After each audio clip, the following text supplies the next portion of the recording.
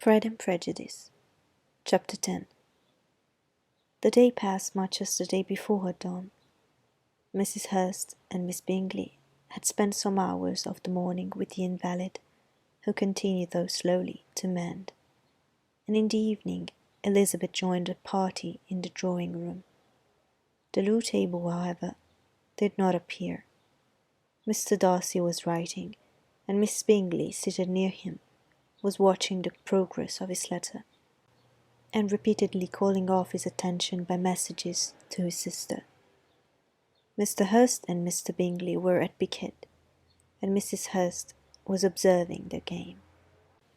Elizabeth took up some needlework, and was sufficiently amused in attending to what passed between Darcy and his companion.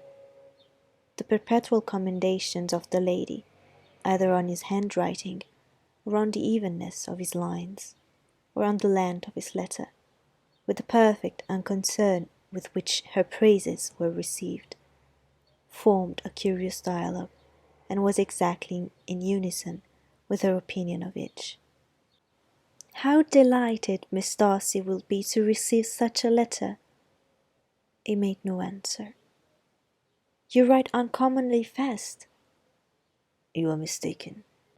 I write rather slowly." "How many letters you must have occasion to write in the course of a year! Letters of business, too. How odious I should think them." "It is fortunate, then, that they fall to my lot instead of to yours." "Pray tell your sister that I long to see her." "I've already told her so once, by your desire." "I'm afraid you do not like your pen. Let me mend it for you. I mend pens remarkably well." "Thank you, but I always mend my own." "How can you contrive to write so even?" He was silent. "Tell your sister I am delighted to hear of her improvement on the harp, and pray let her know that I am quite in raptures with her beautiful little design for a table, and I think it infinitely superior to Miss Grantley's." "Will you give me leave to defer your raptures till I write again? At present I have no room to do them justice." "Oh, it is of no consequence.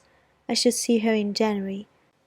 But do you always write such charming long letters to her, Mr. Darcy?"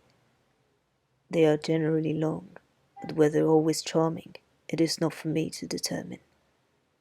"It is a rule with me that a person who can write a long letter with ease cannot write ill." "That will not do for a compliment to Darcy, Caroline," cried her brother, "because he does not write with ease, and studies too much for words of 4 syllables. Do you not, you, Darcy? My style of writing is very different from yours." "Oh," cried Miss Bingley, "Charles writes in the most careless way imaginable. He leaves out half his words, and blots the rest." "My ideas flow so rapidly that I have not time to express them, by which means my letters sometimes convey no ideas at all to my correspondents." "Your humility, Mr. Bingley," said Elizabeth, "must disarm reproof." "Nothing is more deceitful," said Darcy, "than the appearance of humility. It is often only carelessness of opinion, and sometimes an indirect boast." "And which of the two do you call my little recent piece of modesty?" "The indirect boast, for you are really proud of your defects in writing, because you consider them as proceeding from a rapidity of thought and carelessness of execution, which, if not estimable, you think at least highly interesting.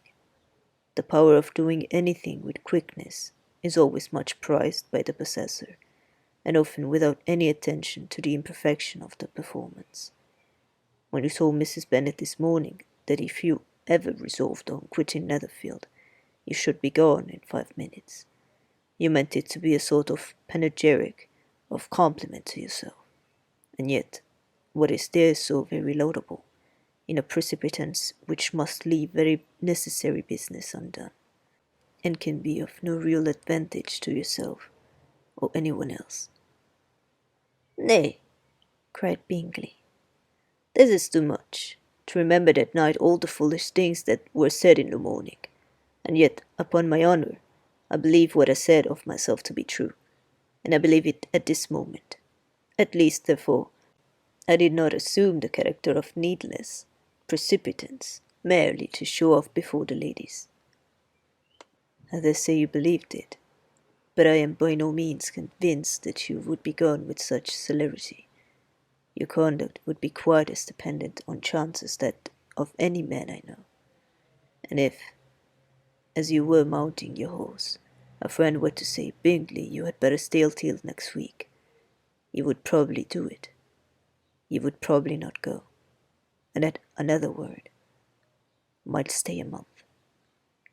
You have only proved by this, cried Elizabeth, that Mr. Bingley did not do justice to his own disposition. You have shown him off, now, much more than he did himself. I am exceedingly gratified, said Bingley, by your converting what my friend says into a compliment on the sweetness of my temper. But I am afraid you are giving it a turn which that gentleman did not by no means intend, for he would certainly think the better of me, if, under such a circumstance, I were to give a flat denial, and ride off as fast as I could. Would Mr. Darcy then consider the rashness of your original intention as atoned for by your obstinacy in adhering to it? Upon my word, I cannot exactly explain the matter. Darcy must speak for himself. You expect me to account for opinions which you choose to call mine, but which I have never acknowledged. Allowing the case, however, to stand according to your representation, you must remember, Miss Bennet, that the friend who is supposed to desire his return to the house and the delay of his plan has merely desired it, asked it without offering one argument in favour of its propriety. To yield readily, easily, to the persuasion of a friend is no merit with you. To yield without conviction is no compliment to the understanding of either. You appear to me, Mr. Darcy, to allow nothing for the influence of friendship and affection. A regard for the requester would often make one readily yield to a request, without waiting for arguments to reason one into it. I am not particularly speaking of such a case as you have supposed about Mr. Bingley. We may as well wait, perhaps, till the circumstance occurs, before we discuss the discretion of his behaviour thereupon. But in general and ordinary cases between friend and friend, where one of them is desired by the other to change a resolution of no very great moment, should you think ill of that person for complying with the desire, without waiting to be argued into it? Will it not be advisable, before we proceed on this subject, to arrange with rather more precision the degree of importance which is to appertain to this request, as well as the degree of intimacy subsisting between the parties? By all means, cried Bingley. Let us hear all the particulars, not forgetting their comparative height and size, for that will have more weight in the argument, Miss Bennet, than you may be aware of. I assure you that if Darcy were not such a great tall fellow, in comparison with myself, I should not pay him half so much deference. I declare I do not know a more awful object than Darcy, on particular occasions, and in particular places, at his own house especially, and of a Sunday evening, when he has nothing to do. Mr. Darcy smiled, but Elizabeth thought she could perceive that he was rather offended, and therefore checked her laugh. Miss Bingley warmly resented the indignity he had received in an expostulation with her brother for talking such nonsense. I see your design, Bingley, said his friend. You dislike an argument, and want to silence this. Perhaps I do. Arguments are too much like disputes. If you and Miss Bennet will defer yours till I am out of the room, I shall be very thankful, and then you may say whatever you like of me. "What you ask," said Elizabeth, "is no sacrifice on my side, and Mr. Darcy had much better finish his letter." Mr. Darcy took her advice, and did finish his letter. When that business was over, he applied to Miss Bingley and Elizabeth for the indulgence of some music. Miss Bingley moved with alacrity to the pianoforte, and after a polite request that Elizabeth would lead the way, which the other as politely and more earnestly negatived, she seated herself. Mrs. Hurst sang with her sister, and while they were thus employed, Elizabeth could not help observing, as she turned over some music books that lay on the instrument, how frequently Mr. Darcy's eyes were fixed on her. She hardly knew how to suppose that she could be an object of admiration to so great a man, and yet that he should look at her because he disliked her was still most strange. She could only imagine, however, at last, that she drew his notice because there was something about her more wrong and reprehensible, according to his ideas of right, than in any other person present. The supposition did not pain her. She liked him too little to care for his approbation. After playing some Italian songs, Miss Bingley varied the charm by a lively Scotch air, and soon afterwards Mr. Darcy, drawing near Elizabeth, said to her, "Do not you feel a great inclination, Miss Bennet, to seize such an opportunity of dancing a reel?" She smiled, but made no answer. He repeated the question with some surprise at her silence. "Oh," said she, "I heard you before, but I could not immediately determine what to say in reply. You wanted me, I know, to say yes, that you might have the pleasure of despising my taste, but I always delight in overthrowing those kinds of schemes, and cheating a person of their premeditated contempt. I have, therefore, made up my mind to tell you that I do not want to dance a reel at all, and now despise me if you dare." "Indeed, I do not dare." Elizabeth, having rather expected to affront him, was amazed at his gallantry. But there was a mixture of sweetness and archness in her manner which made it difficult for her to affront anybody, and Darcy had never been so bewitched by any woman as he was by her. He really believed that, were it not for the inferiority of her connections, he should be in some danger. Miss Bingley saw, or suspected, enough to be jealous, and her great anxiety for the recovery of her dear friend Jane received some assistance from her desire of getting rid of Elizabeth. She often tried to provoke Darcy into disliking her guest by talking of their supposed marriage and planning his happiness in such an alliance.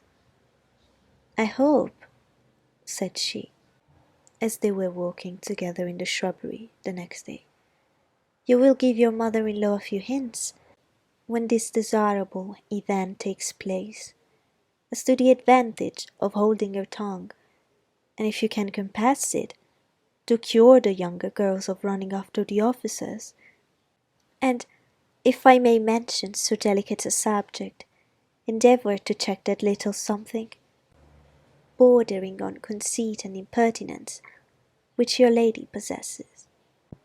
"Have you anything else to propose for my domestic felicity?"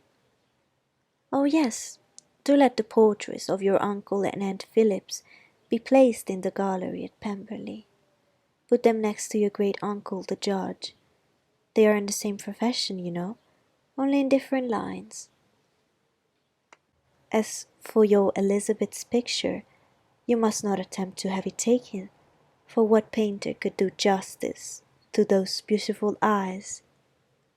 "It would not be easy indeed to catch their expression, but the colour and shape, and the eyelashes, so remarkably fine, might be copied." At that moment they were met from another walk by Mrs. Hurst and Elizabeth herself. "I did not know that you intended to walk," said Miss Bingley, in some confusion. lest they had been overheard. "You used us abominably ill," answered Mrs. Hurst. "Running away without telling us that you were coming out." Then, taking the disengaged arm of Mr. Darcy, she left Elizabeth to walk by herself. The path just admitted the tree. Mr. Darcy felt their rudeness, and immediately said, "This walk is not wide enough for a party. We had better go into the avenue." But Elizabeth, who had not the least inclination to remain with them, laughingly answered, "No, no, stay where you are. You are charmingly grouped, and appear to uncommon advantage. The picturesque would be spoiled by omitting a fourth. Good-bye." She then ran gaily off, rejoicing as she rambled about, in the hope of being at home again in a day or two. Jane was already so much recovered as to intend leaving her room for a couple of hours that evening.